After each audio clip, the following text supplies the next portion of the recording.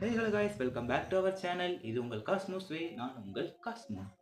Greek mythology பற்றி உங்ககிட்ட டீப்பாக எக்ஸ்பிளைன் பண்ணலான்னு யோசிச்சு நான் இன்னைக்கு வந்திருக்கேன். கிரீக் மித்தாலஜியை பற்றி ஒரே பாட்டில் பேசணுங்கிறது அவ்வளோ பாசிபிள் கிடையாது. ஸோ இதை டெய்லி ஒரு பாட்டை ஒரு ஷார்ட்ஸாக போடலான்னு யோசிச்சுட்டு வந்திருக்கேன்.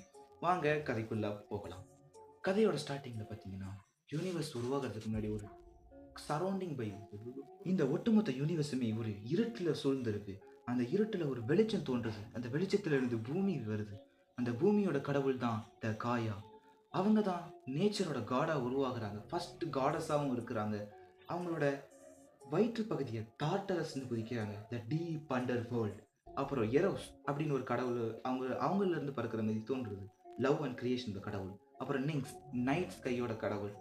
காயா தனிமை தாங்க முடியாம அவங்களோட சக்திகளை பயன்படுத்தி ரெண்டு பசங்களை உருவாக்குறாங்க, யுரேனஸ், போன்டியூஸ்.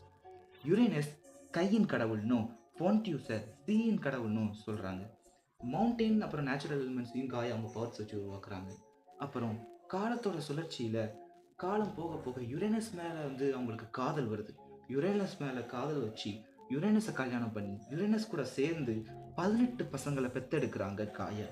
அதுல 12 டைட்டன்ஸ், 3 ஹெக்கட்டான் சேர்ஸ், 3 சைக்ளோப்ஸ். 12ல் 6 மேல் டைட்டன்ஸ், 6 ஃபீமேல் டைட்டன்ஸ். அடுத்தது 3 சைக்ளோப்ஸ், 3 ஹெக்கட்டான் சேர்ஸ்.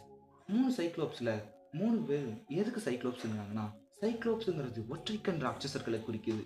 ஹெக்கட்டான் சேர்ஸுங்கிறது ஒரு உடலில் 100 கைகளும் 50 தலைகளும் கொண்ட கொடிய அரக்கர்கள் அப்படிங்கிற மாதிரி குறிக்கிறாங்க. இவங்களை பற்றி டீப்பாக பார்ட் 2ல் சந்திக்கலாம்.